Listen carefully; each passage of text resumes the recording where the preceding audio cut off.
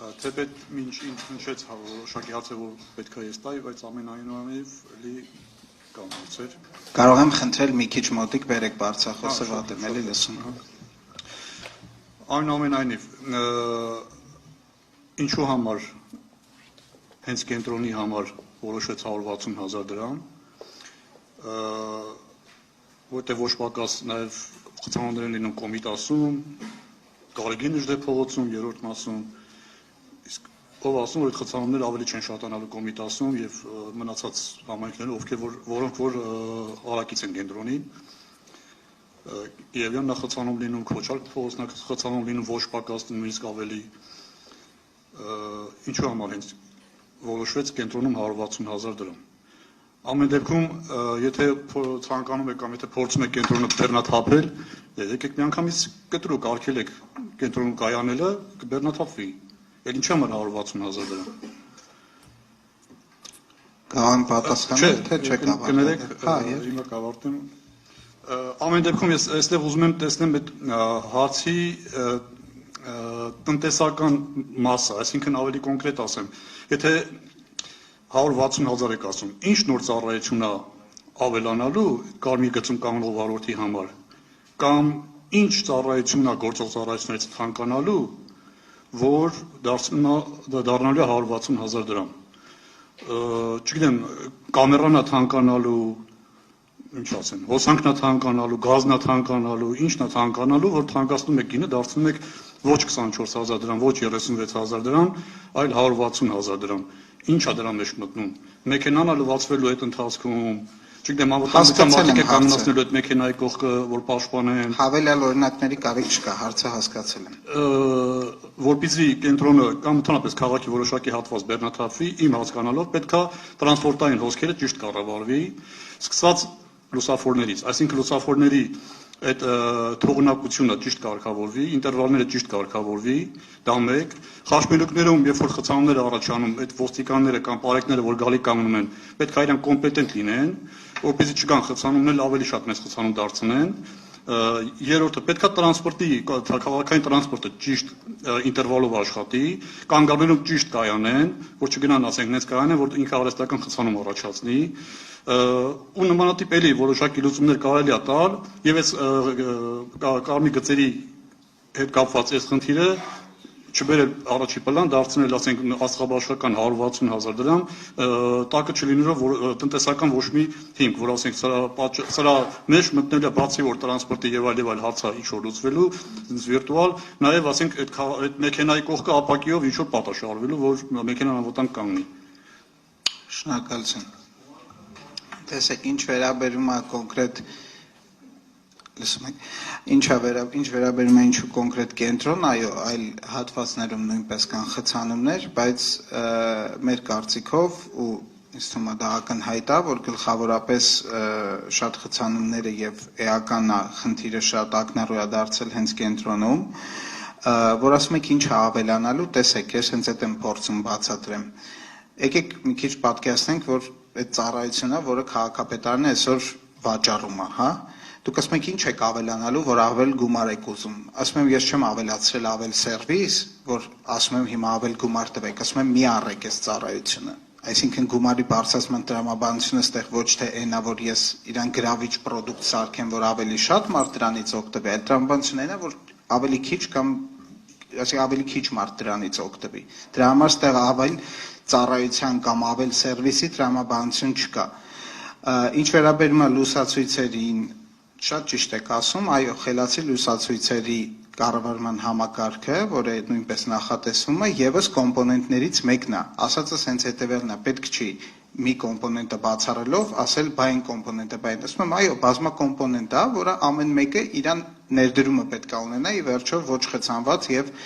նորմալ երթևեկությանը հասնելու գործում։ Պետք չի պատկերացնել, որ մի միջոց մենակ դա կարգավորելու է եւ այնպես չի, որ սա միակ միջոցն է, որ մեր կողմից արդեն կիրառվել է կամ նախատեսվում է կիրառվել։ Ինտերվալները, որ ասում եք, նորից ձեր հարցը օգտագործելով երրորդ անգամ ասեմ, եթե ավտոբուս չի անցնում, չի հասնում կանգառ, որտեղ խցանում է, Չի անցնում մի ավտոբուս, երկուսն է չի անցնելու, երեքն էլ չի անցնելու, չորսն էլ, հինգն էլ, այսինքն այդ ինտերվալը խախտվում է, ոչ թե որտեվ մենք բավարար ավտոբուս չունենք, այլ որովհետև խցանում է, այս խցանումը այդ թվում կարմիր գծերում համատարած եւ մարդկանց դեպի կենտրոն ուղևորվելու պատճառով։ Այսինքն այդ ինտերվալի հարցը նաեւ դրա պատճառով է։ Պարոն Ղազարյան, դեր հերթը անցավ էլի։ Ինչ ենք էլ ուզում ֆորմատը խախտել։ Արձագանք ունեք։ Նախ նորից եմ ասում, Ժորժան, նորից եմ ասում, ավտոբուսների քանակա ուղեգիծ կա, կարող ենք իրար հետ նստել նայել։ Խնդիրը ինչի, որ պետք է 30 ավտոբուս լիներ, 15-ն է։ Չէ, 15 պետք է լինի տրամաբանորեն, որտեղ 15-ը բավարար է, այդ ուղեգծի մեջ, օրինակ 4-8 րոպե ինտերվալով կթողեք ասեմ, էլի։ Սպասարկել այդ գիծը, բայց եթե այդ ավտոբուսը խցանման պատճառով մնում է, ուզում ես 30-ատ ավտոբուս արա, ուղղակի 30-ատն է կանգնելու, ոչ մի տարբերություն։ 15-ը եղած բնակչության համար էր հերիք։ Իսկ հիմա էլ է հերիք, մենք ես ձեզ առաջարկում եմ աշխատանքային կարգով երթուղիներ վերցնենք, նայենք, ասենք տեսեք, շատ բարի։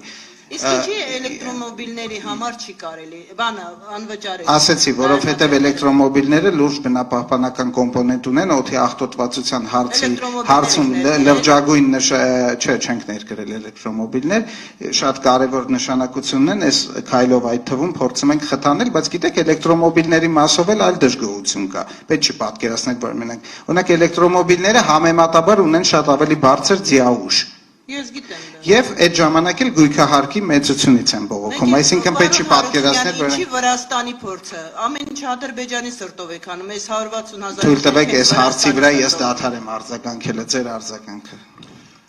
Այնուամենայնիվ, որպես քաղաքական ուժ, ովքեր որ եկել են իշխանության խոստում տալով տեսախցիկները հեռացնելու, դուք չեք հեռացել, լավ, գոնե այս գները չբարձրացնեք, որովհետև նաև խոսեք տվել ժողովրդի սոցիալական վիճակը բարելավելու համար։ Դուք սրանով հիմա նաև սոցիալական վիճակին եք մարդկանց հարվածում։ 148,000 դրամով բարձրացնել մի բանի վճար, որ մարդը մեկը պալիոբոմը գնալու է կանգնի այդտեղ, որովհետև ինքը աշխատանքի է իջնում։ Ինքը մեկը հաշվանդամ չի կարող առանց մեքենայի իջնի, մեկը շտապելու է առաջին կարգի հաշվանդամների համար արտոնություն է սահմանված։ Դե առաջին կարգի, բա երկրորդ, երրորդ։ Ասելս ինչ է, եթե մարդը տանի մեքենա կանգնացնի Բաղրամյան փողոցում ձեր ասած քիչ առաջ ասում եք, որը որ լինելու է երկրորդ զոնայում։ Այնտեղից պետք է հասնի աշխատանքի, դա չի նշանակում, որ ինքը այդտեղից գնալու է հասնի աշխատանքի, հետո հետա գալու, այսինքն իրան դա հարմարավետ է լինելու։ Այսինքն այս գինը բանը 148,000 դրամով կամ 13 անգամ ավել բարձրացնելով հարցը չի լուծվի։ Եվ սա նաև կհարվածի շատերի սոցիալական վիճակին, որովհետև նորից եմ ասում, մարդկա 150,000 դրամ աշխատավարձ է ստանում, 120,000 դրամ աշխատավարձ է ստանում, լավ 200,000 է ստանում, լավ ասենք 600,000 է ստանում, չի կարելի ասենք դնել, այդ մարդու աշխատավարձի 1/5 մասը դնեց, ասեց պետքա վճարես 1/5-ը չէ, 1/4 մասը դնեց վճարես բան։ Կարմիր գծի համար որպեսզի կարողանաց կանգնել։ Էլ չեմ ասում, իսկ ինչ է աշխատավարձը ամսական կտրվածքով ամսական աշխատավարձից հանում տարեկան վճարը հասկանում դրա քանի մասն է կազմում, ուզում եմ հասկանալ։ Ուրեմն կլոր գումար վերցնենք 200,000 դրամի դեպքում տարեկան ուրեմն անում է ինչքան է անում 2,400,000 դրամ, հա, ասենք ինչի պետք է ինքը իր աշխատավարձից ասենք մոտավորապես 7% վճարի այդ կայանան, ուրիշ ձև ասեմ, լավ, մարդկա չի վճարելու 160,000 դրամը, հենց իմ ասած այնա չենք ուզում վճարել։ Ամեն դեպքում մարդիկ վճարելու են, մարդիկ գնալու են, կանգնելու են, եւ ստիպված ուրիշ բան առաջանալու է չվճարումներ